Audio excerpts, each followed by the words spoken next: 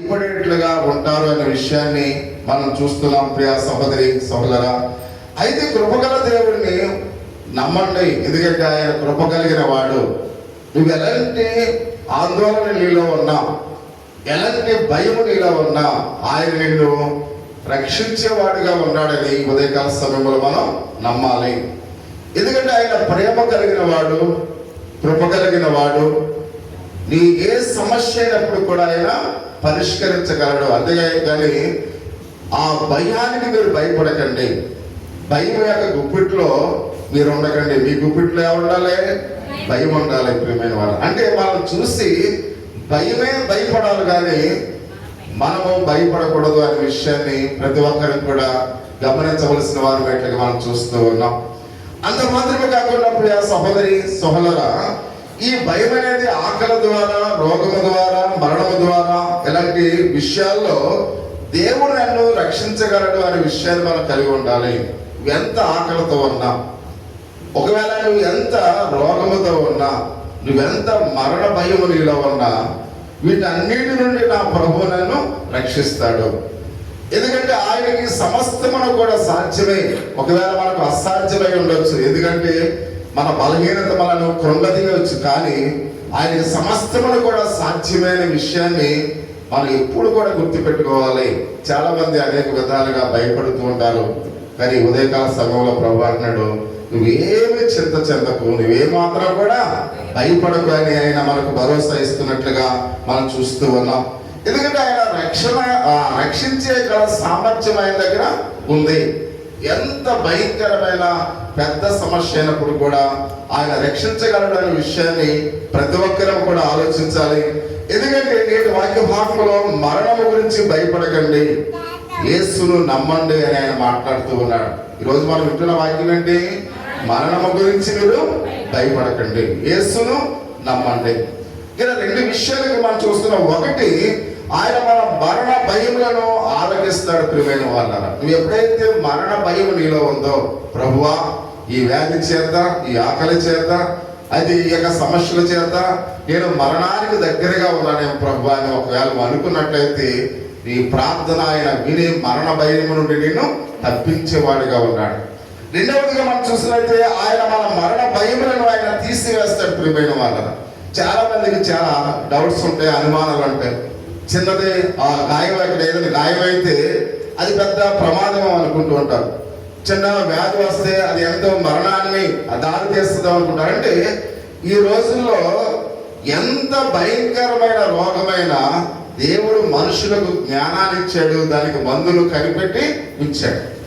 అందుకని మనం ఎవ్వరం కూడా ఏ వ్యాధికి మనం భయపడవలసిన పని లేదు. ప్రియమైన వాళ్ళకి ఎలాంటి వ్యాధి అయినప్పుడు కూడా, దేశంలో ప్రపంచంలో ఎలాంటి వ్యాధి అయినప్పుడు కూడా దేవుడు దాన్ని స్వస్థపరచడానికి జ్ఞానులను ఇచ్చాడు, వారి ద్వారా మంచి మందులను ఇచ్చాడు.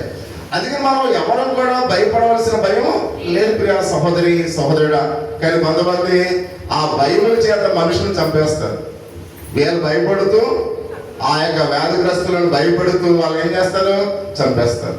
కాబట్టి అందుకని ఆ విధంగా ఆ భయ ఆందోళనని కూడా తీసివేయడానికి ఉదయకాల సమయంలో ప్రభు మనతో మాట్లాడుతూ ఉన్నాడు. అందుకనే లోకాసు వార్త 5వ అధ్యాయము 22-23 వచనాలు చదువుకుందాం. ఈ వాక్య భాగంలో యేసుక్రీస్తు యొక్క కాలంలో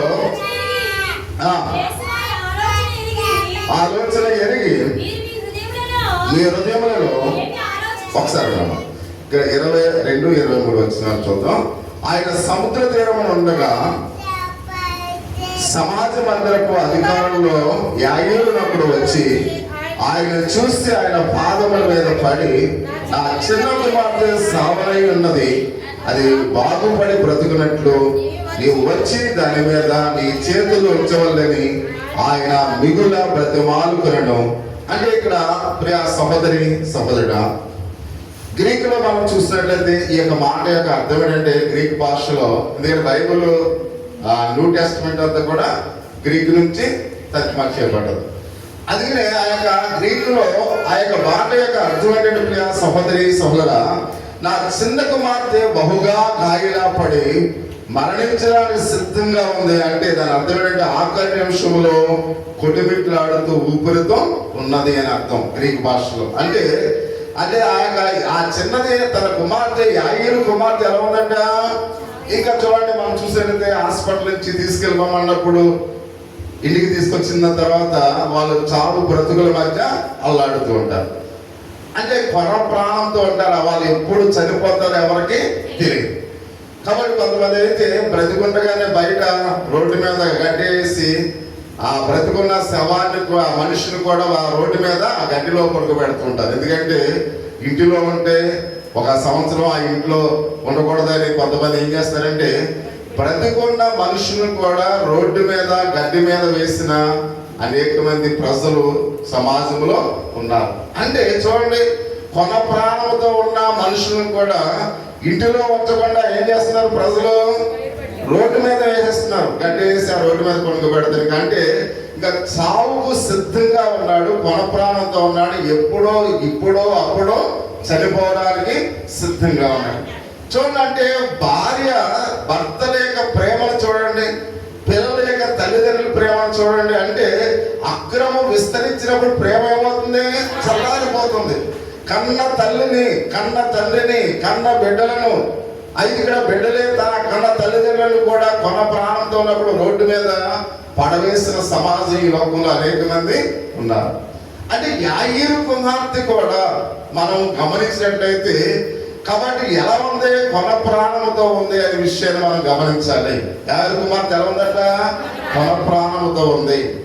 అటువంటి కొన ప్రాణంతో ఉన్నప్పుడు యాయీరు, కాబట్టి నా కుమార్తెను రక్షించగలవాడు ఒకే ఒకడు ఉన్నాడు, ఆయనే యేసయ్య అని గమనించినట్లుగా పరిశుద్ధ దేవుని లేఖన భాగంలో మనం చూస్తూ ఉన్నాం. అంటే ప్రియ సహోదరి సోదర, ఈ శ్రమ పడుతుందనే అర్థాన్ని ఇస్తున్న మాటలో మనం చూసినట్లయితే యాయీరు కుమార్తె ఏకైక కుమార్తె. ప్రియ సహోదరి సోదరుడా, ఒక్కగాని ఒక కుమార్తె. అంటే ఒక్కగాని ఒక కుమార్తెని ప్రతి తల్లిదండ్రులు ఎంతో అల్లారముద్దుగా చూస్తారు. వారికి చిన్న దెబ్బ తగిలిన, చిన్న బలహీనత వచ్చిన వాళ్ళని ఎంతో అల్లారముద్దుగా చూస్తారు.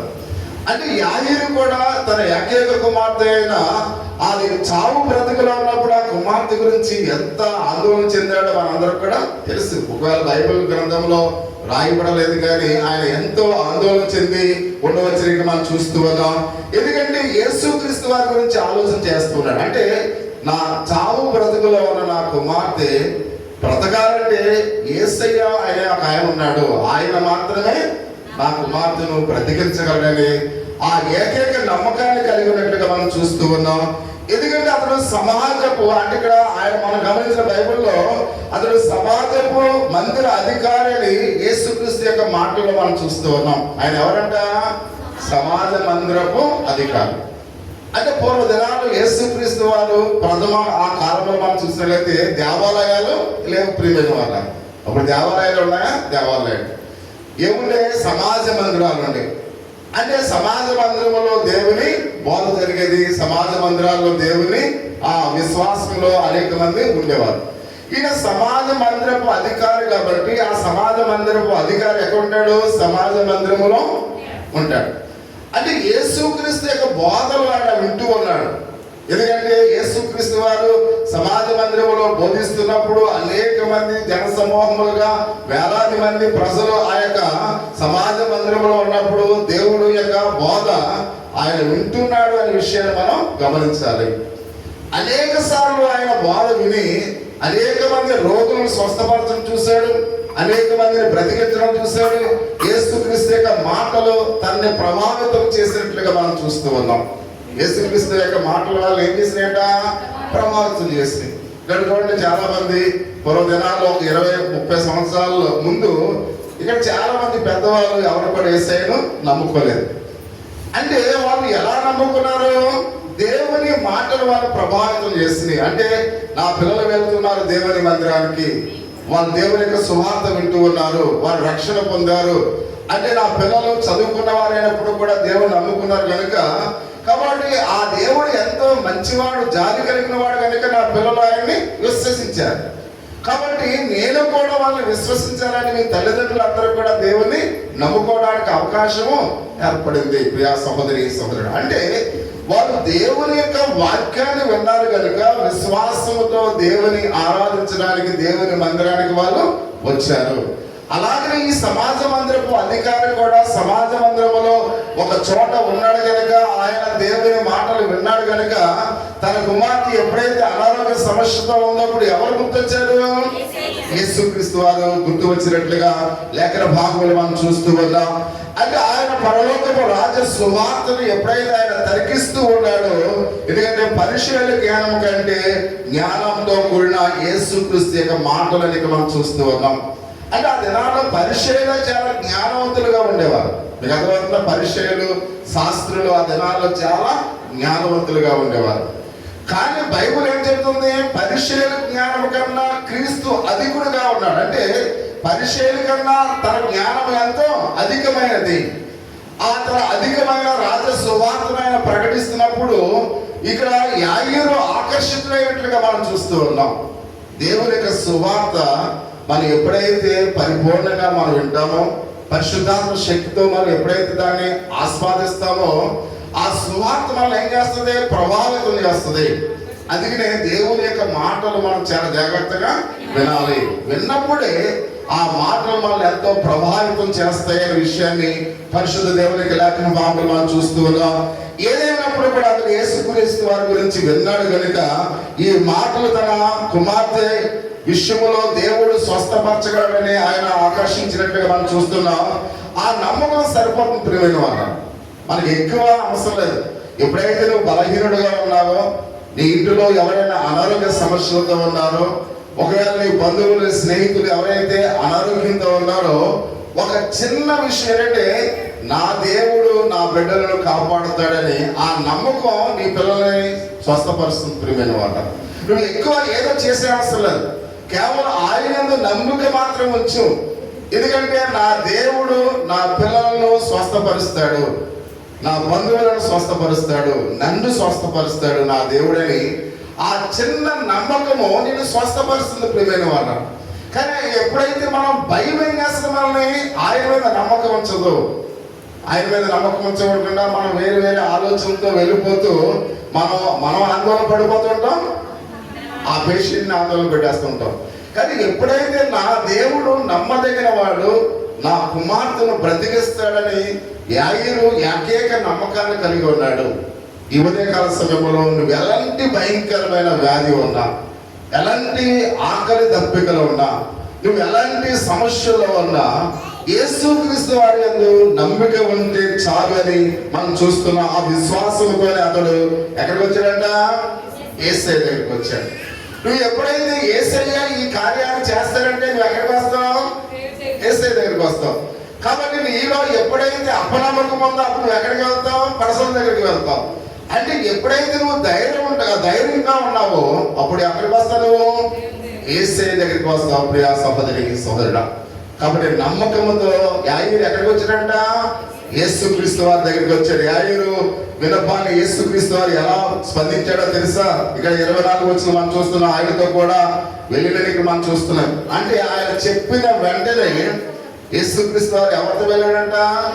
యాయీరుతో వెళ్ళాడు. ఎందుకంటే హృదయంతరంగాల్ని దేవుడు ఎరిగినవాడు.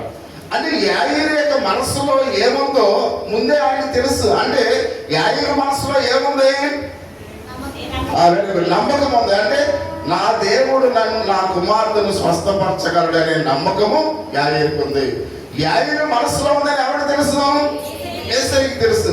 కాబట్టి ఇంత నమ్మకంతో ఇతడు ఉన్నాడు కనుక ఇతడు వెంట నేను వెళ్ళాలి. అంటే యేసుక్రీస్తు వారిని మన దగ్గరికి రప్పించేది మన విశ్వాసం. అంటే ఆయన మనస్సు మన మీద ఉంచగలిగినట్లయితే మన విశ్వాసం. అందుకనే విశ్వాసం చాలా ప్రాముఖ్యమైనది. అందుకనే అబ్రహాము గారి గురించి మనం చూసాం పోయినసారి. అబ్రహాము 100% పరిపూర్ణమైన విశ్వాసాన్ని కలిగి ఉన్నాడు.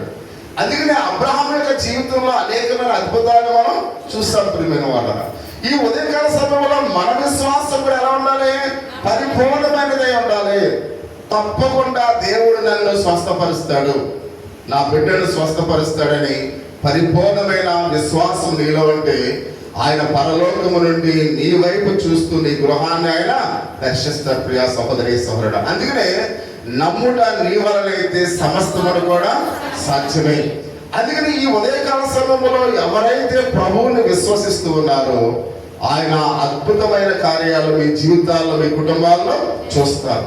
అదిగా ఒక విషయానికి మనం చూస్తున్నాం, యేసు సైతం ఆ సమయాన్ని తీసుకుని యాయీరు యొక్క సమస్యను ఆలకించడమే కాకుండా అతని మీద కనికరము పడినట్లుగా మనం చూస్తూ ఉన్నాం. చాలా మంది మన సమస్య వింటారు కానీ దాని రెస్పాన్స్ అనేది ఎవరు కూడా మనకెవరు ప్రియమైన వాళ్ళు. అంటే ఇక్కడ యేసయ్య కేవలం వినలేదు, ఏదో ఆ యాయీరు చెప్తుంటే అలాగే అనలేదు. కొంత సమయాన్ని తీసుకుని, ఎందుకంటే యేసుక్రీస్తు వారు ఆయన 3.5 సంవత్సరాల్లో ఆయన 100 సంవత్సరాల్లో చేయవలసిన పని 3.5 సంవత్సరాలు ఆయన చేశాడు. అంటే ఆయన ఎంత సమయాన్ని ఆయన పాటిస్తూ రెస్ట్ లేకుండా రాత్రి పగలు కూడా ప్రజల కొరకే ఆలోచిస్తూ, పగలేమో ఆయన ఏం చేసేవాడు, సువార్త ప్రకటించేవాడు, రాత్రులు ఏం చేసేవాడు, ఆయన ప్రార్థించేవాడు. అంటే ఆయన పగలు రాత్రి కూడా ఎవరి కోసం ప్రయాసపడుతున్నాడు, మన కోసం ప్రయాసపడుతున్నాడు. అంటే ఆయనకు ఒక సమయం కూడా తీరిక లేదు ప్రియమైన వారు. అటువంటి తీరిక లేని సమయంలో కూడా యాయీరు చెప్పుతున్న యొక్క మాటల్ని ఆయన వింటున్నాడు సమయానికి కేటాయించి. కేవలం వినటం మాత్రమే కాకుండా ఆయన కనికరాన్ని చూపిస్తున్నట్లుగా పరిశుద్ధ దేవునికి లేఖన భాగంలో మనం చూస్తున్నాం. ఆయనతో అతనితో పాటు అతడు వెళ్ళాడు అనే విషయాన్ని పరిశుద్ధ గ్రంథం మనకు తెలియపరుస్తూ ఉంది. విన్నాడు, కనికర పడ్డాడు. ఇప్పుడు యాయీరుతో ఎవరు వెళ్తున్నారు, యేసుక్రీస్తు వారు వెళ్తూ ఉన్నట్లుగా మనం చూస్తూ ఉన్నాం. మన సమస్యలు కూడా యేసుక్రీస్తు వారు ఆలకిస్తారు ప్రియమైన వారు. మనం అనుకుంటాం ఆయన ఎక్కడో ఉన్నాడేమో దూరంగా అనుకుంటాం. యాయీరు యొక్క సమస్య విన్న దేవుడు, యాయీరు సమస్య విని కనికరపడిన దేవుడు ఈ ఉదయకాల సమయంలో నీ మనస్సులో నువ్వు ఏమనుకుంటున్నావో, నువ్వు దేని గురించి అయితే ఆలోచన చేస్తూ ఉన్నావో, నువ్వు ఎవరికైతే చెప్పాలని ఆశపడుతూ ఉన్నావో, ఈ ఉదయాన్ని యేసయ్యకు నీ సమస్య చెప్తే నీ సమస్య ఆయన విని నేను కనికరించేవాడుగా ఉన్నాడు. ప్రియా సహోదరి సహోదరుడా, అందుకనే మనం సమస్యను మనం దాచుకోకూడదు. ఎప్పుడు కూడా ప్రతి సమస్య యేసయ్యతో చెప్పాలి. నువ్వు ఏ ఇబ్బంది పడ్డా యేసయ్యతో మాట్లాడాలి. కాబట్టి నువ్వు ఏ సమస్య కలిగినా యేసయ్యతో నువ్వు చెబితే నీ సమస్య అయినా వింటాడు ప్రియమైన వాళ్ళరా, కనికర పడతాడు అనే విషయానికి మనం చూస్తూ ఉన్నాం. ఎందుకంటే ఏప్రిల్ రాసిన పత్రిక 4వ అధ్యాయము 15వ వచనంలో ప్రత్యేకించి మనం మరణ భయం గురించి మాట్లాడుతూ ఉన్నాడు. ప్రధాన యాజకుడు మన బలహీనతల యందు మనతో సమానుభావం లేనివాడు కాదు అని ఇక్కడ చెప్తున్నట్టుగా మనం చూస్తున్నాం. అంటే ప్రతి దినము మనం ఎదుర్కొంటున్న సమస్యలు యేసుక్రీస్తు వారు అర్థం చేసుకోగలరు ప్రియమైన వాళ్ళు. ఎందుకంటే మనము ఎలాంటి సమస్యలు ఎదుర్కొన్నామో ఆయన కూడా అలాంటి సమస్యలు ఎదుర్కొన్నాడు. మనం ఎలాంటి మరణ భయములతో ఉన్నామో ఆయన కూడా మరణ భయములను ఆయన ఎదుర్కొన్నాడు. గెత్సేమనే తోటలో ఆయన అంటూ ఉన్నాడు, ఈ యొక్క గిన్నె నీ చిత్తమైతే నా యొద్ద నుండి తీసివే. అంటే ఆయన ఆ శ్రమలు, అంటే ఆయనకు వచ్చే శ్రమలన్నీ కూడా ఆయన వింటున్నప్పుడు, ఆలోచన చేస్తున్నప్పుడు, ఎందుకంటే ఆయన నిజమానవుడై ఉన్నాడు, నిజ దేవుడై ఉన్నాడు. అంటే ఒక మానవుడు శ్రమలను బట్టి ఎంత భయపడతాడో యేసుక్రీస్తు వారు కూడా ఆయన భయపడ్డాడు ప్రియమైన వాళ్ళు. ఎందుకంటే యేసుక్రీస్తు వారు సాధారణమైన శ్రమల కాదు, ఆయన ఎన్నో, అందుకే మనం చూసినట్లయితే ఎన్నో శ్రమలు పడ్డాడు. ఎంతో మంది ఆయన అవమానించారు, ఎంతో మంది కొరడాలతో కొట్టారు, ఎంతో మంది కాండ్రగిచ్చి ఆయన ముఖం మీద వేశారు. ఇవన్నీ కూడా ఆయన అనుభవించకుండానే ఇవన్నీ కూడా నా జీవితంలో జరుగుతాయని ఆ గెత్సేమనే తోటలో ఆయన ఆలోచన చేస్తున్నప్పుడు ఆయన చెమట రక్తము రూపంలో కారిందంట. అంటే ఎంత వేదన చెందారో ఒకసారి గమనించండి. అంటే మనము సమస్య వచ్చినప్పుడు మనం ఎంత కృంగిపోతామో, ఇబ్బంది కలిగినప్పుడు ఎంత బాధపడిపోతామో, వ్యాధి కలిగినప్పుడు మన హృదయాలు కరిగిపోతాయో కూడా యేసయ్యకు తెలుసు ప్రియా సహోదరి సహోదరుడా. ఒకవేళ మనం అనుకుంటాం యేసయ్యకి మన బాధలు ఏం తెలియదు అనుకుంటాం, కానీ మన బాధలన్నీ ఆయన ఎరిగినవాడు, మన కష్టాలన్నీ కూడా ఎరిగినవాడు. ఎందుకంటే ఆయన మనవలే మానవ స్వభావాన్ని కలిగినాడు ప్రియమైన వాడు. కాబట్టి అందుకనే మనం భయపడకండి. మీ శ్రమలు వస్తే, మీ కష్టాలు వస్తే అవన్నీ కూడా ముందుగానే, మనకన్నా ముందుగానే ఆయన అనుభవించాడు. ఆ కష్టాన్ని, ఆ కష్టం యొక్క విలువని తెలుసు, ఆ బాధల యొక్క విలువని తెలుసు. అందుకని మీరు ఎవరు కూడా యేసయ్యకి ఏమీ తెలియదేమనుకోకండి. ఆయన నిజమైన దేవుడుగా ఉన్నాడు, నిజమైన మానవుడుగా ఉన్నాడు. మానవుడిగా మనం అనుభవించే ప్రతిది కూడా ఆయన తెలుసు. ఆయన తెలుసు కనుక నువ్వు చెబితే ఆయన నిజదేవుడిగా నీ సమస్యలను కూడా ఏం చేస్తాడు? పరిష్కరిస్తాడు. అందుకనే మనం ఈ ఉదయకాల సమయంలో మనం ప్రార్థించాలి. ప్రభువా, ఈ సమస్య నాకు ఉంది, ఈ కష్టం నాకు ఉంది, ఈ ఇబ్బంది నాకు ఉంది అని మనం దేవుడితో మనం ప్రార్థించినప్పుడు దేవుడు మనకు పరిష్కార మార్గాన్ని ఇచ్చేవాడిగా ఉన్నాడనే విషయానికి మనం చూస్తూ ఉన్నాం. కాబట్టి ఇక్కడ యాయీరు విన్నపాల పట్ల ఆయన సానుకూలంగా స్పందించినట్లే ఆయన మన పట్ల కూడా అలాగనే స్పందిస్తారు. ప్రియమైన వాళ్ళ, మనం ఎవరు కూడా భయపడవలసిన పని లేదు. ఒకవేళ యేసయ్య నా మాట వింటాడో వినడో అని నువ్వు భయపడవలసిన పని లేదు. ఎందుకంటే నువ్వు ఆయన మీద నమ్మకం ఉంచితే చాలు, నీ విన్నపాన్ని దేవుడు వింటాడు. ప్రియమైన వాళ్ళ, యేసయ్య నిన్నే నమ్ముకున్నానయ్యా, నీ మీద ఆధారపడి ఉన్నానయ్యా, నీవు తప్ప నాకు ఎవరయ్యా ఈ లోకంలో అని నువ్వు బ్రతిమాలుకుంటే నీ ప్రార్థన ఆయన వినేవాడిగా ఉన్నాడు. ప్రియా సహోదరి సహోదరుడా, కాబట్టి అందుకని యేసయ్యను మనం బ్రతిమాలుకుందాం. యాయీరు యొక్క సమస్య విని పరిష్కరించిన దేవుడు ఈ ఉదయకాల సమయంలో నీ సమస్య విని కూడా ఆయన పరిష్కార మార్గాన్ని ఆయన కనుగొంటున్నాడు అనే విషయానికి మనం చూస్తూ ఉన్నాం. మనందరం కూడా సమస్యలు అన్ని కూడా కలిగి ఉన్నాం. ప్రియమైన వాళ్ళం, ఆ సమస్యను బట్టి మనం భయపడవచ్చు. ఆ భయము మన హృదయాల్లో నింపునట్లుగా మనం చూస్తున్నాం. కానీ ఏమైనప్పుడు కూడా ఏ సమస్యను బట్టి కూడా ఈ విశ్వాసములో మనము భయపడకూడదు. విశ్వాస జీవితంలో ఈ సమస్యలు బట్టి మనం ఏం పడకూడదు, భయపడకూడదు. ఎందుకంటే నీకు విశ్వాసము పరిపూర్ణంగా ఉంటే ఎన్ని భయాలు నీకు వచ్చినా నువ్వు భయపడవలసిన పని నేర్పిమైన వాళ్ళ. కాబట్టి అందుకనే మీరు ఎన్ని ఇబ్బందులు కలిగినా ఈ ఉదయకాల సమయంలో మీలో విశ్వాసం ఉంటే మీరు భయపడవలసిన పని లేదని మనం చూస్తూ ఉన్నాం. ఒకవేళ ధనము లేకపోవడం బట్టి భయపడుతూ ఉంటారు. ఇప్పుడు మన ఎక్కడికైనా వెళ్ళాలనుకోండి, డబ్బులు అవసరం.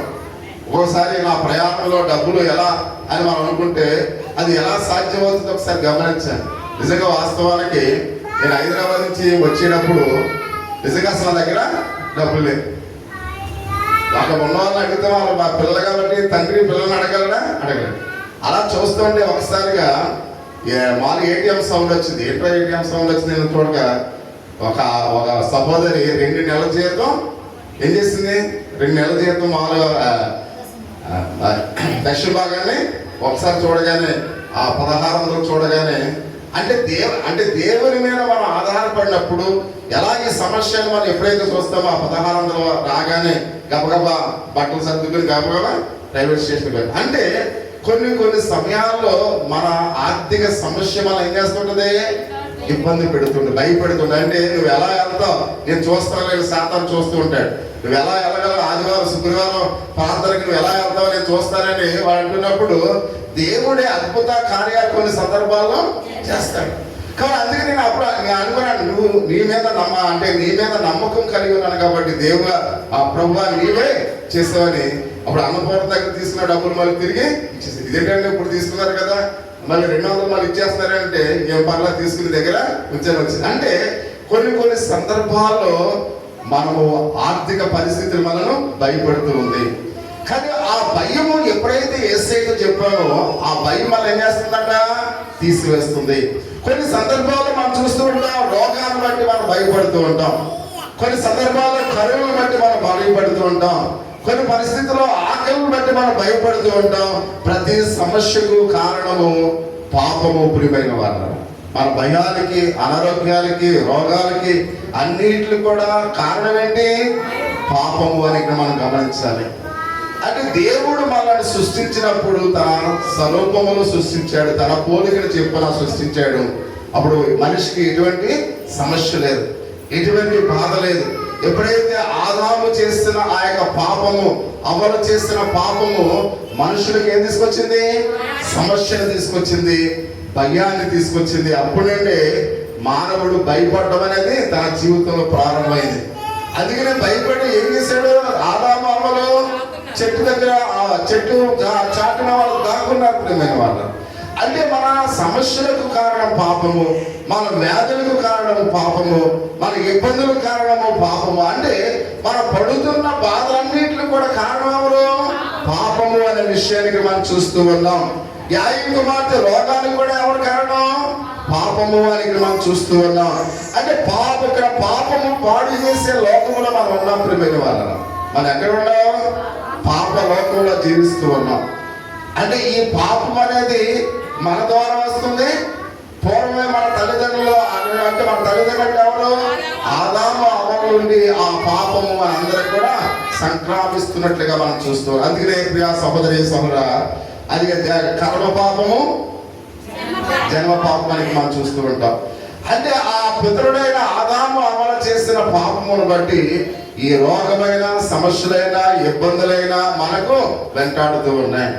కాబట్టి అందుకనే యొక్క విషయాన్ని ఇక్కడ మనం గమనిస్తూ ఉన్నాం.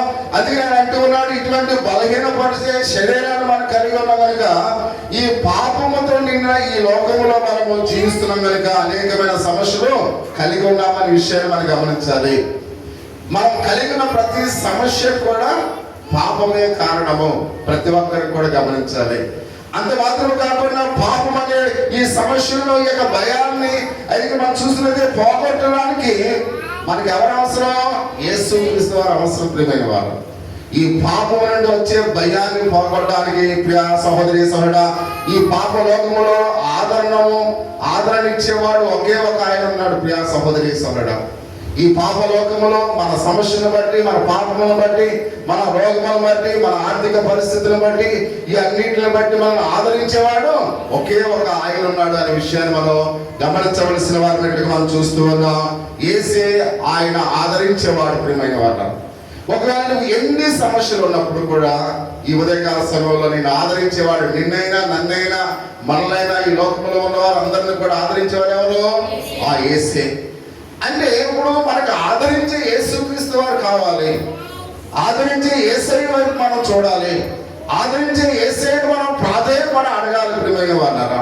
అందుకని ఆయన మాట్లాడుతూ ఉన్నాడు దేవుని యొక్క వాక్య భాగంలో, ఆయన వైపు మనం తిరిగి మన మరణ భయములన్నీ కూడా ఆయన తీసివేసి మనకు ఆదరణ ఇచ్చేవాడుగా ఉన్నాడని మనం చూస్తున్నాం. కనుక అన్నాడు ఎబ్రిల్ రాసిన పత్రిక 4వ అధ్యాయం 16వ వచనంలో, కనుక మనము కనికరింపబడి సమయోచితమైన సహాయం కొరకు కృప పొందినట్లు ధైర్యముతో కృపాసనమునకు చేరుదము అని రాయబడినట్లుగా మనం చూస్తున్నాం. అంటే ఆయన మన భయములో ఆలోచించడమే కాకుండా వాటిని ఆయన తొలగించేవాడుగా ఉన్నాడు ప్రియమైన వాళ్ళ. అందుకనే దేవుని కృపాసనం అంటే దేవుని మందిరంలోనికి నువ్వు వచ్చి నీ సమస్యలన్నీ కూడా ఎప్పుడైతే ఆయన చెబుతూ ఉన్నావో నీ సమస్యలన్నింటిని బట్టి కూడా ఆయన పరిష్కరించేవాడుగా ఉన్నాడు.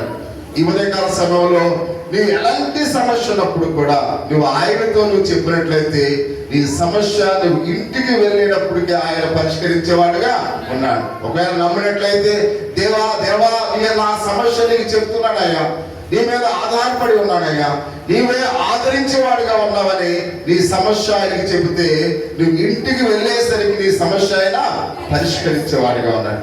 ఆయన ఒక సెకండ్ లో నీ సమస్య పరిష్కరించేవాడుగా ఉన్నాడు. ఎందుకంటే నువ్వు పరిపూర్ణమైన నమ్మకముతో, పరిపూర్ణమైన విశ్వాసముతో నువ్వు కన్నీరు విడిచి ప్రభువా నన్ను కనికరింపమని నువ్వు ప్రాధేయపడినట్లయితే దేవుడు నిన్ను కనికరించేవాడుగా ఉన్నాడు అనే విషయానికి మనం చూస్తూ ఉన్నాం. అంత మాత్రమే కాకుండా ప్రియ సహోదరి సహోదరుడు అంటూ ఉన్నాడు, మన భయములు ఆలకించడమే కాకుండా ఆయన ఎలా ఉన్నాడట, వాటిని తొలగించేవాడుగా ఉన్నాడనే విషయానికి మనం చూస్తూ ఉన్నాం. రెండవ మాట, యేసు యాయీరుతో కూడా వెళ్ళాడు అని ఇందా మనం చూస్తాం. కానీ ఆ ఇంటికి వెళ్తున్నప్పుడు కొందరు ఆయనకి ఎదురొచ్చి ఏమన్నారంట, నీ కుమార్తె చనిపోయినది, నీవు ఇంకా బోధకును ఎందుకు శ్రమ పెట్టవద్దని, అయ్యా అతను ఎంతగానో ప్రేమించి అతని కుమార్తె చనిపోయిందని ఎంతో బాధ కలిగిన మాటలు అక్కడ చెబుతున్నట్లుగా మనం చూస్తూ ఉన్నాం. కాబట్టి ఇక్కడ యేసుక్రీస్తు వారు యాయీరు ఎక్కడ వెళ్తున్నారు? యాయీరుడికి వెళ్తూ ఉన్నారు. కాబట్టి కొంతమంది ఆయనకి ఎదురొచ్చి ఏమన్నారు, ఇంకెందుకయ్యా బాధకుడు, ఆ బాధకుని శ్రమ పెడుతున్నాం, ఆయన ఎక్కడి నుంచో నడిపించి తీసుకొస్తున్నాం, ఆల్రెడీ కుమార్తె ఏమైంది, చనిపోయింది. ఆ చనిపోయిందనే వార్త విన్నప్పుడు యాయీరు ఎంత ఏడ్చుంటాడో ఒకసారి గమనించాను. ఎందుకంటే ఒక కుమార్తె చనిపోయిందనే మాట ఆ యాయీరుకి ఎప్పుడైతే ఆ ఇంటి పనివారు, బంధువులు, స్నేహితులందరూ కూడా ఎదురొచ్చి చాలా మంది ఏం చేస్తుంటారు, పలకరించడానికి వెళ్తూ ఉంటారు, వెంటనే వెళ్ళిపోతుంటారు. కాబట్టి పెళ్లికి వెళ్ళి 4-5 రోజులు ఉంటారు. కానీ చనిపోయిన వాళ్ళ ఇంటికాడ ఆదరించడానికి చాలా మంది ఏం చేస్తారు, వెళ్ళి అలా చూసి ఇది పెద్ద మినిస్టర్ గారు మళ్ళీ వెళ్ళిపోతుంటారు. అలా ఇక్కడ యాగిరింటికాడ ఆ చనిపోయాడని, ఆ చనిపోయిందని కుమార్తెను తెలుసుకుని వీళ్ళందరూ కూడా ఏం చేస్తారు, వెళ్ళిపోతూ ఉన్నారు. వెళ్ళిపోతున్నప్పుడు యాయిరు యేసయ్య వస్తున్నారు. ఇంకెందుకయ్యా బోధకుని శ్రమ పెడుతూ ఉన్నావు, ఆల్రెడీ నీ కుమార్తె చనిపోయింది. ఆ మాట విని యాయిరు యొక్క హృదయము ఎంతో ఆయన ఆందోళన చెందినట్లుగా బైబిల్లో రాయబడలేదు, కానీ నిజంగా వాస్తవానికి ఆయన ఎంతో బాధపడి ఉంటాడు. ప్రియా సహోదరి సహోదరుడా, ఆయన ఎంతో కుమిలిపోయి ఉంటాడు. అయినప్పుడు కూడా అయ్యో అతను ఎంతోగానో ప్రేమించిన అతని కుమార్తె చనిపోయిందనే వార్త అక్కడ ఎంత బాధ కలిగించిందో మనం చూస్తున్నాం. ఇలాంటి మాటలు ఎలా స్పందిస్తారో మనకు తెలుసు. ఎందుకంటే మా తండ్రి చనిపోయినప్పుడు నేను ఎంతో బాధపడ్డాను, నా తల్లి చనిపోయినప్పుడు నేను ఎంతో బాధపడ్డాను. అంటే మన ప్రియమైన వారిని కోల్పోయినప్పుడు మన బాధ అది వర్ణాతీతం. ప్రియమైన వాళ్ళ మనల్ని ఎవరు కూడా కంట్రోల్ చేయలేరు. ఎందుకంటే మనకి ఇష్టమైన వారు చనిపోతే మనం ఏమన్నా సైలెంట్గా ఉంటామా, ఆ బాధ అంతా ఎంత కాదు ప్రియమైన వాళ్ళ.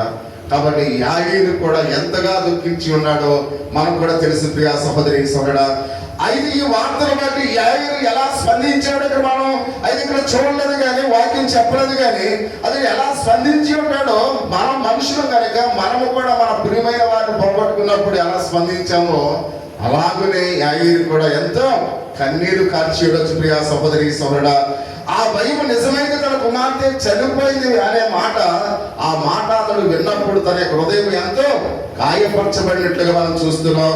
ఈ చిన్నదాని మరణ వార్తకు యేసుక్రీస్తు వారు ఎలా స్పందించాడో తెలుసా ప్రియా సహోదరి సోదరుడా. అంటే యాగీరు అయితే మానవ స్వభావాన్ని కలిగి ఉన్నాడు కనుక వాళ్ళు చెప్పిన మాట విని అతడు ఎంతో బాధ అనుభవించినట్లుగా మనం చూస్తూ ఉన్నాం. కానీ యేసుక్రీస్తు వారు ఎలా స్పందించాడో మనం చూస్తూ ఉన్నాం. ఎందుకంటే ఆయన అక్కడే ఆగి నెమ్మదిగా పోగా ఇక్కడ చూడండి, ఇక్కడ 34వ మాటలో మనం చూస్తూ ఉన్నాం. 36వ వచనాన్ని చూద్దాం. వారు చెప్పిన మాటలు లక్ష్య పెట్టగా భయపడకము నమ్మిక మాత్రం ఉంచమని యాయిరుతో చెప్పినట్లుగా మనం చూస్తూ ఉన్నాం.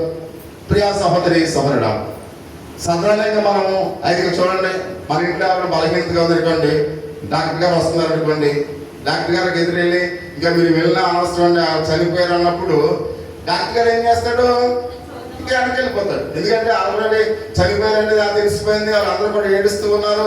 అలాంటి పరిస్థితుల్లో మనం వెళ్తే ఇంకా ఏడుస్తారని ఆ డాక్టర్ గారు ఏం చేస్తాడు, వెనక్కి వెళ్ళిపోతాడు. కాబట్టి నిజంగా వాస్తవంగా అక్కడ ఉన్న ప్రజలందరూ కూడా వచ్చి ఈ బాధకుని ఇంకా నువ్వు శ్రమ పడుతున్నావు ఏంటి, ఆల్రెడీ చనిపోయినప్పుడు నిజంగా మా మామూలుగా యేసయ్య వెనక్కి వెళ్ళిపోవాలి, కానీ వెళ్ళిపోయాడైనా వెళ్ళలేదు. కాబట్టి ఎందుకు వెళ్ళలేదైనా ఆయన సర్వాంతరం, ఎందుకంటే ఆయన హృదయాంతరంగాల్ని ఎరిగిన దేవుడై ఉన్నాడు. అక్కడున్న సిచ్యువేషన్ ఆ ప్రజల కన్నా ఆయనకి తెలుసు. కాబట్టి ఆయనకి తెలుసు కాబట్టి ఆయన వెంట యాయిరు వెంట వెళ్ళి ఏమన్నాడు, యాయిరు నువ్వు బాధపడకు, నీవు నమ్మిక మాత్రము ఉంచు. అంటే యేసయ్య ఎంత ఆదరణ ఇస్తున్నాడు గమనించండి, ఎంత భరోసా ఇస్తున్నాడు గమనించండి. కొన్ని సందర్భాల్లో కాబట్టి ఇలాంటి పరిస్థితుల్లో మనం ఉన్నప్పుడు దేవుడు ఎలాంటి ఆదరణ ఇస్తాడు. ఒకసారి గుంటూరులో మా అత్తయ్య గారు హాస్పిటల్ తీసుకెళ్ళినప్పుడు మామూలుగా గుడి నుంచి మళ్ళా గుంటూరు తీసుకెళ్ళిపోవాలి. ఆ గుంటూరు తీసుకెళ్ళినప్పుడు ఆమె ఆ బలహీనతను బట్టి చూస్తుంటే ఏ క్షణంలో అయినా చనిపోవచ్చని ఆ డాక్టర్ గారు చెప్పినప్పుడు వాళ్ళు ఎంతో భయము ఆందోళన చెందారు. అంటే కొన్ని సందర్భాల్లో ప్రజలకు మనకు నెమ్మది లేకుండా చేస్తూ ఉంటారు, కానీ దేవుడు మాత్రమే మనల్ని ఏం చేస్తాడు, ఆదరిస్తాడు ప్రియమైన వాళ్ళ. కాబట్టి అటువంటి పరిస్థితుల్లో మనం చూస్తూ ఉన్నాం. కాబట్టి అక్కడ ఆయన చెబుతూ ఉన్నాడు, నువ్వు నమ్మిక మాత్రం ఉంచి యాయిరు, నువ్వు ఏమాత్రం కూడా ఆందోళన చెందకు, నువ్వు ఏమాత్రం కూడా బాధపడకని భరోసా ఇచ్చేవాడు ఒక ఏకైక రక్షకుడైన యేసయ్య మాత్రమే. అంటే యేసయ్య మాత్రమే మనకు అటువంటి భయంకరమైన పరిస్థితుల్లో బాధ సమయాల్లో మనకు ఆదరణ ఇచ్చేవాడు ఆయన మాత్రమే.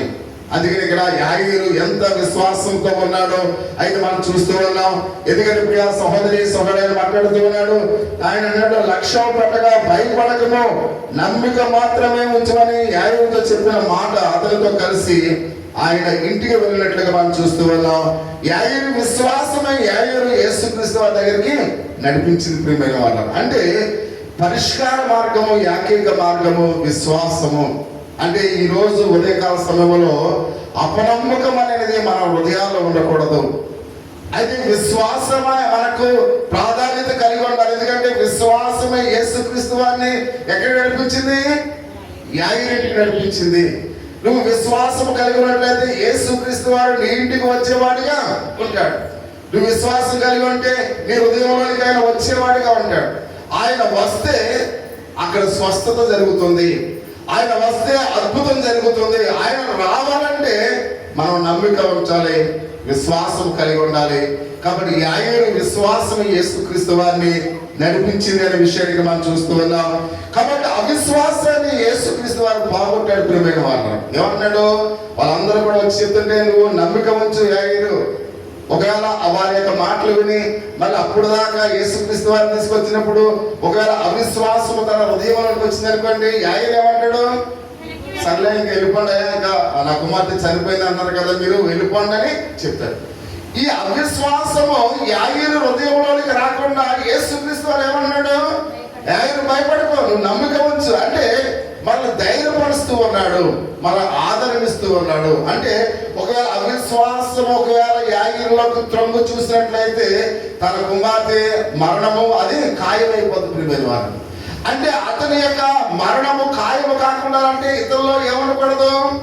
అవిశ్వాసం ఉండకూడదు, భయం ఉండకూడదు. అంటే మన విశ్వాసమే మనల్ని బ్రతికిస్తుంది, మన విశ్వాసమే మన బిడ్డలను కాపాడుతుంది, మన బిడ్డలను కాపాడేది మన విశ్వాసమే, మన నమ్మిక. ప్రియ సహోదరి, అందుకనే ఎవరు కూడా అవిశ్వాసం అనేది మనలో ఎప్పుడు కూడా ఉండకూడదు. అవిశ్వాసం నీలోకి ఎప్పుడైతే సొరబడుతుందో ఆ భయం గుప్పిటిలోకి నువ్వు వెళ్ళిపోతావు. అంటే నీలో ఆందోళన కలిగించేది భయం. ప్రియమైన వారు అందుకనే అవిశ్వాసం ఏ సమయంలో కూడా ఎవరి హృదయంలో కూడా రాకూడదు అనే విషయానికి మనం చూస్తూ ఉన్నాం. కాబట్టి ఇక్కడ ప్రియ సహోదరి చివరగా 37-40 వచనాలు ఒకసారి చదువుకుందాం. పేతురు, యాకోబు, యోహాను వారిగా మరి ఎవరిని తన వెంట రాని యొక్క వచ్చి గొల్లుగా నుండి చాలా ఏడ్చుచు ప్రలాపించడం చూసి లోపలకు పోయి మీరెలా గొల్లు చేసి ఏడ్చుచున్నారు, ఈ చిన్నది నిద్రించుతున్నది కానీ సరిపోలేదు వారితో చెప్పిన వారు అపహాసించలేని మనం చూస్తూ ఉన్నాం. అంటే ప్రియమైన వాళ్ళ అక్కడ మనం గమనించినట్లయితే యేసుక్రీస్తు వారు వెళుతున్నప్పుడు వాళ్ళందరూ కూడా గొల్లు చేసి ఏడుస్తున్నారు, చాలా ప్రలాపం అక్కడ ఉంది. కాబట్టి యేసుక్రీస్తు వారు అక్కడికి వెళ్ళేమన్నాడు? మీరు ఎందుకు ఏడుస్తూ ఉన్నారు, ఎందుకు ప్రలాపిస్తూ ఉన్నారు? ఆ చిన్నది నిద్రిస్తుంది కానీ ఆమె చనిపోలేదు. వాళ్ళందరూ కూడా ఆశ్చర్యపోయి ఇదేంటి చనిపోయిందని, ఎప్పుడో మేము 2 గంటల నుంచి ఏడుస్తుంటే ఈయనేమో మీరు ఏడవకండి అని చెప్తున్నాడని వాళ్ళందరూ కూడా యేసుక్రీస్తు వారు ఏం చేస్తారు? అపహాసించినట్లుగా మనం చూస్తూ ఉన్నాం. వాళ్ళందరూ కూడా హేళన చేస్తూ ఉన్నారు, ఇదేంటి చనిపోయిన వాళ్ళు బ్రతుకుందంటున్నావేంటి, నిద్రపోయిందంటున్నావేంటి అని వాళ్ళందరూ కూడా అపహాసం చేసినట్లుగా లేఖన భాగంలో మనం చూస్తూ ఉన్నాం. అందుకనే వాళ్ళందరినీ కూడా ఏమన్నాడో మీరు బయటకు వెళ్ళిపోండి. అందుకనే డాక్టర్ గారు ఆపరేషన్ చేసినప్పుడు మనుషులు ఉండనెత్తాడా? ఉండలేవు. ఒకసారి ఆపరేషన్ చేసేటప్పుడు సుగుండ్రా గారు అక్కడ మూర్తి గారి హాస్పిటల్లో చేసేవాడు.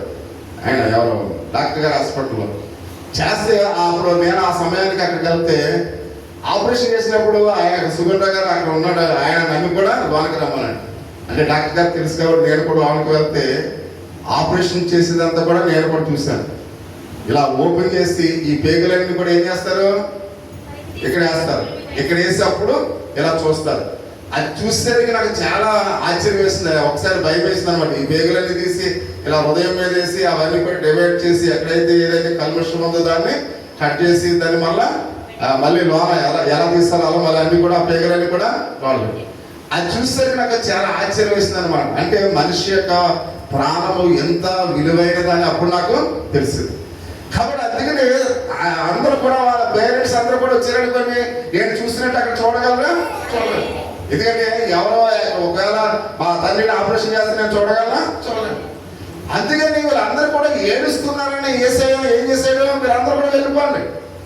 పేతురు యోహాను గారిని తన శిష్యులు ఆయన తీసుకుని తన యొక్క ఇంటి వారిని తీసుకుని ఎక్కడికి వెళ్ళాడు? లోపలికి వెళ్ళాడు.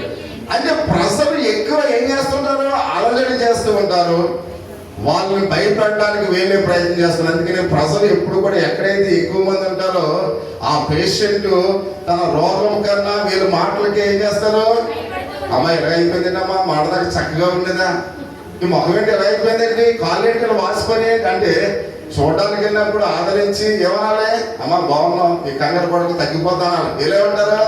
మన కాలు మనం చూసినప్పుడు బాగానే ఉంది, ఏంటి ఇంతలా అయిపోయిందండి, నిజంగా వీళ్ళకి ఎలా వస్తుంది, నిజమైన బలహీనత వచ్చేస్తుంది. అందుకని ఎవరైనా ఇంటికి పలకరించడానికి వెళ్ళినప్పుడు మీరు ఏం చేయాలి, వాళ్ళకి ఆదరణ కలిగించే మాటలు చెప్పాలి, ప్రార్థన చేయాలి. కానీ మన వచ్చినప్పుడు ఇంకోలాంటి దాన్ని నువ్వు నేర్చుకోవడానికి మనలాగా ఉండాలనుకుంటారా. కాబట్టి ఇలా సగం చంపేస్తారు మనుషులు. అందుకనే ఎప్పుడైనా ఎవరైనప్పుడు కూడా ఒక క్రైస్తవ విశ్వాసులుగా మనం ఎవరైనా దర్శించినప్పుడు వెళ్ళి వాళ్ళు ఏం చేయాలి, ఆదరించే మాటలు చెప్పాలి, యేసయ్య నేను స్వస్థపరుస్తానని చెప్పాలి. కాబట్టి నువ్వు త్వరగా కోలుకుని యథాస్థితికి వస్తావు, కంగారు పడకనే మనం ధైర్యపరచాలి. అప్పుడు వాళ్ళ యొక్క మనోధైర్యంతో వాళ్ళకున్న వ్యాధి త్వరగా ఏమవుతుంది, నయమవుతుంది. వీళ్ళు ఎప్పుడైతే నీ ముఖం అప్పుడు అలా ఉంటుంది పిల్ల ఉందంటే ఇంకా వాళ్ళు వ్యాధి వచ్చారు. అందుకనే యేసుక్రీస్తు వారు ఏం చేశాడు, వాళ్ళందరూ కూడా బయటకు పడ్డాయి, వీళ్ళందరూ కూడా ఏడుస్తున్నారు, గొల్లు చేస్తున్నారు. ఆ చిన్నది నిద్రపోతుంది అంటే వాళ్ళు ఎలా చూస్తున్నారు, యేసయ్య వైపు సీరియస్ గా చూస్తూ ఆ చెప్పవాలి అన్నట్టుగా అపహాసం చేస్తూ వాళ్ళందరూ కూడా ఏం చేశారట, బయటికి వెళ్ళిపోయినట్లుగా పరిశుద్ధ గ్రంథంలో అయితే మనం చూస్తూ ఉన్నాం.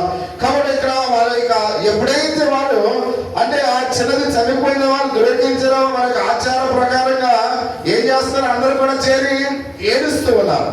అంటే ఏడవడం కూడా ఆచారం అంటే ప్రియమైన వాళ్ళు, ఏడవడం కూడా ఆ పాత నిబంధన కాలంలో 7 రోజులు ఏడ్చేవారంట. మీకు అర్థమవుతుందా, పాత నిబంధన కాలంలో 7 రోజులు ఏడ్చేవారంట. అంటే ఈ యొక్క చనిపోయిందని తెలిసిన వెంటనే ఆ యూదుల ఆచారం ఏంటి, ఏడవడం. కాబట్టి ఏడవాలి కాబట్టి అందరూ కూడా గుంపుగా వచ్చి ఏం చేస్తున్నారు, ఏడుస్తున్నారు. అంటే ఆచార ప్రకారంగా వాళ్ళు ఏడుస్తుంటే వాళ్ళందరినీ కూడా యేసయ్య ఏం చేశాడు, వీరందరూ కూడా బయటికి వెళ్ళిపోవాలని వాళ్ళందరూ కూడా బయటికి పంపించి వేసినట్లుగా మనం చూస్తున్నాం. కాబట్టి ఆ చిన్నది చనిపోలేదు కాబట్టి ఆయన తెలిసినాడు కనుక, కాబట్టి అయినప్పుడు కూడా అన్నాడు నిద్రించుట అనే క్రైస్తవ పదములో అద్భుతమైన ఆదరణ ఇస్తుంది. ప్రియమైన వారు కదా, మనం మరణించినప్పుడు కూడా మనం ప్రభువుతో కూడా ఏం చేస్తున్నాం, అది ఎప్పుడైతే మనం ప్రభువుని ఎరిగి మనం మరణించినట్లయితే మనము కూడా నిద్రిస్తూ ఉన్నాం. అంటే యేసుక్రీస్తునందు విశ్వాసం కలిగిన ప్రతి ఒక్కరు కూడా మనం మరణించినప్పుడు కూడా మనం ఏం చేస్తున్నామంట, నిద్రిస్తూ ఉన్నాం. అంటే నిద్రించేవాడు ఏదో ఒక సమయంలో తిరిగి లేస్తాడు. అంటే యేసుక్రీస్తునందు నిద్రించిన వారు రెండవ రాకలో వారు ఏం చేస్తారు, తిరిగి లేస్తారు ప్రియమైన వాడు. అందుకనే వారి సమాధులు మనం ఎందుకు ఆ విధంగా ప్రతి సంవత్సరం కూడా ఎందుకు వెళ్తామంటే, ప్రతి సంవత్సరం కూడా వెళ్ళే వారిని అన్ని అలా ఎందుకు అలంకరిస్తామంటే, వారు చనిపోయిన వాళ్ళు ఎందుకే మనం చనిపోయిన తర్వాత రైలు డబ్బులు పాడేస్తాంలే, వాళ్ళకి మనకి ఎటువంటి సంబంధం లేదు అన్నట్లుగా మనం ఉండకూడదు. ఎందుకంటే ఒకరోజు ఆ యొక్క దేహము తిరిగి లేస్తుంది ప్రియమైన వాడు, మహిమ శరీరంతో తిరిగి లేస్తుంది కనుక మనం అప్పుడు వరకు మనం ఏం చేయాలి, వారి పిల్లలుగా మనం ఉన్నాం కనుక అప్పుడు వరకు వాటిని మనం కనపరచాలి, మహిమపరచాలి. ఎందుకంటే ఒకరోజు నా తండ్రి తిరిగి లేస్తాడు, నా తల్లి తిరిగి లేస్తుంది, నా పిల్లలు మనం తిరిగి లేస్తారు. కాబట్టి అలా అంటే రెండవ రాకడ వరకు మనం బ్రతికుంటే మనం ఏం చేయాలి, ఆ యొక్క సమాధులను ఏం చేయాలి, అప్పుడు వరకు కూడా మనం వాటిని మహిమపరచాలి. కాబట్టి అందుకని ప్రతి విషయంలో కూడా అందుకని వాళ్ళు పాతి పెట్టడంతో మనకి టైం అయిపోయింది అనుకోకూడదు. వాళ్ళ బాగా ఆ యొక్క సమాధి చేసిన తర్వాత వాళ్ళకి మనకి సంబంధము పోయిందని మనం అనుకోకూడదు. ఎందుకంటే అవి మనం ప్రతి సంవత్సరం ఎప్పుడైతే మన తండ్రిని జ్ఞాపకం చేసుకుంటున్నాం, మన తల్లిని జ్ఞాపకం చేసుకుంటున్నాం, అంటే కొన్ని తరాల్లో తల్లిదండ్రులు కూడా పిల్లలకు గుర్తులేని సమయాల్లో మనం వెళ్ళిపోతున్నాం ప్రియమైన వాళ్ళు. మన తాతలు ఎవరో మనకు తెలియదు, మన ముత్తాతలు ఎవరో మనకు తెలియదు. ఎందుకంటే మనం అలవాటు చేస్తున్నాం, జనరేషన్కి ఏం చేస్తున్నాం, అలవాటు చేస్తున్నాం. అంటే నువ్వు చేసిన పనులే నీ పిల్లలు కూడా చేస్తారు రేపు పొద్దుట. ఒకవేళ నువ్వు తండ్రిని గుర్తుపెట్టుకోకపోతే, నీ తల్లిని గుర్తుపెట్టుకోకపోతే రేపు నిన్ను కూడా నీ పిల్లలు గుర్తుపెట్టుకోరు. అంటే నువ్వు ఏమి నేర్పిస్తున్నావు అంటే, నన్ను మర్చిపో, నా యొక్క మొక్కల నా భార్యను మర్చిపోయి మన పిల్లలకి మనం చెప్తున్నాం ప్రియమైన వాళ్ళు. అలా నేర్పకండి, ఎందుకంటే తరతరాలు మన తల్లిదండ్రులను గుర్తుపెట్టుకోవాలి. ఎందుకంటే వారు లేకపోతే మనం లేము. కాబట్టి మనం ఉన్నామంటే, ఈరోజు ఎలా ఉన్నామంటే మన తల్లిదండ్రులే కారణం. అందుకని తల్లిదండ్రులు మనం బ్రతికున్నంత కాలం మనం ఏం చేయాలి, వారిని జ్ఞాపకం చేసుకోవాలి, వారిని గుర్తు పెట్టుకోవాలి. కాబట్టి మనమే మన రక్త సంబంధికులను, మన కన్న తల్లిని మనమే గుర్తు పెట్టుకోకపోతే బయట గుర్తు పెట్టుకుంటారా? గుర్తు పెట్టుకోవాలి. అందుకని ఆ తల్లిదండ్రుల పేరు మీద కొనుక్కొని దాన ధర్మాలు చేస్తూ ఉంటారు, వస్త్రాలు ఇస్తూ ఉంటారు. ఎందుకంటే ఆ తండ్రిని, ఆ తల్లిని ఎప్పుడు కూడా మనం ఏం చేయాలి? ఏదో రూపంగా జ్ఞాపకం చేసుకోవాలి ప్రియా సహోదరి సహోదరుడా. కాబట్టి అందుకని ఇక్కడ మనం చూస్తూ ఉన్నాం, దేవుని యొక్క వాక్య భాగంలో గమనించినట్లయితే వారు తిరిగి లేస్తారంటే నిద్ర మాత్రమే అని పరిశుద్ధ గ్రంథంలో అయితే మనం చూస్తూ ఉన్నాం. ఆయన ఏడ్చుతూ వారందరూ కూడా బయటకు పంపివేసి ఆ చిన్నదాని తల్లిదండ్రులను తనతో ఉన్న వారిని వెంట పెట్టుకుని ఆ చిన్నది పని ఉన్న గదిలోనికి వెళ్ళి చిన్నదాన్ని చేపట్టుకుని తల్లి తాకుమి అని ఆపుతూ చెప్పాను. ఆ మాటకు చిన్నదాన నెమ్మది నీతో చెప్పుచున్నానని అర్థం. ప్రియమైన వాళ్ళ వెంటనే ఆ చిన్నది లేచి నడవసాగేదానికి మనం చూస్తున్నాం. అంటే యేసుని యొక్క మాట సమస్యను ఏం చేసింది? దూరం చేసింది ప్రియమైన వాళ్ళ. కాబట్టి యేసు క్రీస్తు వారు అక్కడ లేని సమయం వరకు ఆ ఇల్లు ఎలా ఉంది? ఏడుపుతో ఉంది, గోలతో ఉంది, ఏడుస్తూ ఉన్నారు, అందరూ కూడా ఏడుస్తూ ఉన్నారు. కాబట్టి యేసయ్య ఎప్పుడైతే ఆ ఇంటిలోకి వచ్చాడో, ఆ చిన్నదాన్ని ఎప్పుడైతే లేపాడో, అప్పుడు ఉన్న ఆ యొక్క పరిస్థితి ఎలా ఉంది? అందరూ నవ్వుతూ ఉన్నారు, సంతోషంగా ఉన్నారు, ఆనందంగా ఉన్నారు. అంటే యేసు క్రీస్తు వారు ఎక్కడైతే ఉంటాడో అక్కడ దుఃఖము దూరంగా అయిపోతుంది. అందుకనే నీ దుఃఖమును సంతోషంగా మార్చేవాడు యేసయ్య. అందుకని నీ కష్టాన్ని మార్చేవాడు యేసయ్య. అందుకనే నువ్వు అప్పటి వరకు ఆందోళనగా ఉన్నా, భయపడుతూ ఉన్నా, నీ భయాన్ని, నీ ఆందోళన తీసేవాడు యేసయ్య ప్రియమైన వాడు. అందుకనే యేసు క్రీస్తు వారు ఉన్న చోట సంతోషం ఉంటుంది, యేసయ్య ఉన్న చోట ఆనందం ఉంటుంది, యేసయ్య ఉన్న చోట రోగానికి స్వస్థత ఉంటుంది, ఆకలి దప్పుకలంలో ప్రియమైన సహోదరి సహోదరు. అందుకనే ఈ యేసయ్యను ఈ రోజు నీ హృదయంలోనికి చేర్చుకో. ఈ యేసయ్యను నీ గృహానికి నువ్వు తీసుకెళ్తే, ఒకవేళ నువ్వు వచ్చేటప్పుడు నీ గృహంలో ఒకవేళ వేదనలు ఉన్నాయేమో, బాధలు ఉన్నాయేమో, సమస్యలు ఉన్నాయేమో, కానీ యేసుక్రీస్తు వారితో నీ గృహానికి వెళ్ళినప్పుడు నువ్వు అంతా సంతోషాన్ని నువ్వు కనుగొంటావు ప్రియమైన వారు. నువ్వు అంతా కూడా హ్యాపీగానే ఉంటావు, ఈ సమస్యలన్నీ కూడా పోతాయి. కాబట్టి యేసుక్రీస్తు వారిని ఇప్పుడు నీ వెంట నువ్వు తీసుకెళ్ళాలి ప్రియా సహోదరి సహోదరా. తీసుకెళ్ళాలంటే నువ్వు నీ జేబులో ఉన్న ధనమంతా కూడా తెచ్చి అందులో ఇవ్వాల్సిన పర్లేదు. యేసయ్య మీద నమ్మకం అంటే చాలు, యేసయ్య మీద నీకు విశ్వాసం అంటే చాలు. యేసయ్య నన్ను ధైర్యపరుస్తాడని నువ్వు నమ్మిక నీలో ఉన్నట్లయితే చాలు ప్రియా సహోదరి సహోదరుడా. నీ కుటుంబం అంతా కూడా సంతోషంగా ఆనందంగా ఉంటుంది. ఎలాంటి భయంకరమైన వ్యాధి అయినప్పుడు కూడా నీ నుండి అది దూరం అవుతుంది. అంటే మరణాన్ని తప్పించే దేవుడు మన సమస్యను తప్పించడానికి ప్రతి ఒక్కరిని కూడా గమనించండి ప్రియా సహోదరి సహోదరుడు. ఆయన ఉన్నాడు, యేసు మాటలు సమస్యను దూరం చేసి సహాయం కొరకు వేడుకలుగా యాయుడికి జవాబు ఇచ్చినట్లుగా మనం చూస్తూ ఉన్నాం. అంత మాత్రమే కాకుండా మరణంపై యేసుక్రీస్తు అధికారం కలిగి ఉన్నాడు. ఎంత అద్భుతం ఒకసారి గమనించండి. నీవు నేను నమ్ముకున్న దేవుడు మరణం మీద అధికారం కలిగి ఉన్నాడు. ప్రపంచ చరిత్రలో మరణించిన వారిని లేపినట్లుగా ఏ గ్రంథంలో కూడా మనం చూడలేదు ప్రియమైన వాళ్ళ. ఏ దేవుడు కూడా మరణించిన వారిని తిరిగి లేపినట్లుగా మనం ఎక్కడ చూడలేదు. ఒక యేసయ్య మాత్రమే మరణం మీద అధికారం కలిగి ఉండటం అద్భుతం. అటువంటి యేసయ్యను ఈ ఉదయకాల సమయంలో నీవు నేను మనము మన రక్షకుడిగా ఉంటాం. మనం చేసుకున్న మన యొక్క ఎంతో గొప్ప అదృష్టం ప్రియమైన వాళ్ళ. అటువంటి బలమైన నమ్మకమైన జీవాధిపతి అయిన యేసుక్రీస్తు వారిని ఈ ఉదయము మనం ఆరాధించడం కూడా ఎంతో గొప్ప అద్భుతమైన ప్రతి ఒక్కరిని కూడా గమనించాలి. వాక్య భాగంలో యేసు మరణం మీద అధికారం కలిగి ఉన్నాడని మనం తెలుసుకుని చాలా ప్రాముఖ్యమైన మాటగా ఉందని గమనించవలసిన వారు. మరణము అందరికీ కూడా సంభవిస్తుంది ప్రియా సహోదరి సహోదరుడా. మరణం నుండి ఎవరు కూడా మనం తప్పించుకోలేమనే విషయాన్ని మనం గమనించాలి.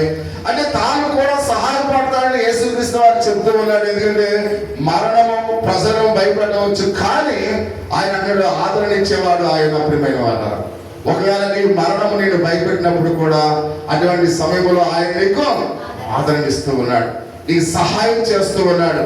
కాబట్టి ఆయన నమ్మండి, ఏ భయం కూడా నీ దరిదాపుల్లోనికి రాదు ప్రియా సహోదరి సహోదరుడా. ఆ భయం అన్నింటిని కూడా తిరిగించడానికి ఆయన స్థానంలో నిరీక్షణ నీకు ఇస్తారు ప్రియమైన వారు. అంటే భయము యొక్క స్థానంలో దేవుడికి ఏమిస్తాడు? నిరీక్షణ ఇస్తాడు. దేవుడే నన్ను బలపరుస్తాడని ఒక నిరీక్షణ ఈ ఉదయకాల సమయంలో ప్రభు మనకి ఇస్తూ ఉన్నాడు. అందుకనే ఆ భయాన్ని ఆయన తొలగించి దాని స్థానంలో నిరీక్షణ ఇచ్చేవాడుగా ఉన్నాడు కనుక కొత్తదైన జీవాన్ని ఆ యొక్క నిరీక్షణ ఈ ఉదయకాల సమయంలో మన కుటుంబాలకు మనకు ఆయన ఇచ్చేవాడుగా ఉన్నాడు కనుక ఆయనకి మహిమ కలుగునుగా. ఆయన ప్రతి ఒక్కరికి కూడా దేవునికి మహిమ చెల్లిద్దాం. దేవుడు మాత్రమే మనకు ఆదరణ ఇచ్చేవాడు, దేవుడు మాత్రమే నిరీక్షణ ఇచ్చేవాడు, దేవుడు మాత్రమే నిత్య జీవమని ఆ గొప్ప బహుమానాన్ని మనకు ఈ ఉదయకాల సమయంలో ఆయన ఇచ్చేవాడుగా ఉన్నాడు.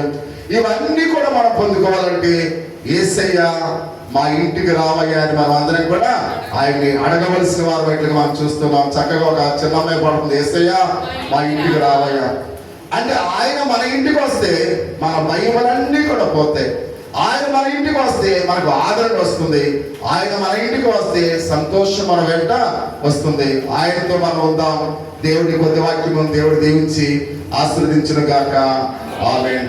శ్యామబాబు చేయించిన ప్రార్థన చేయవలసిందిగా తెలియపరుస్తున్నాం.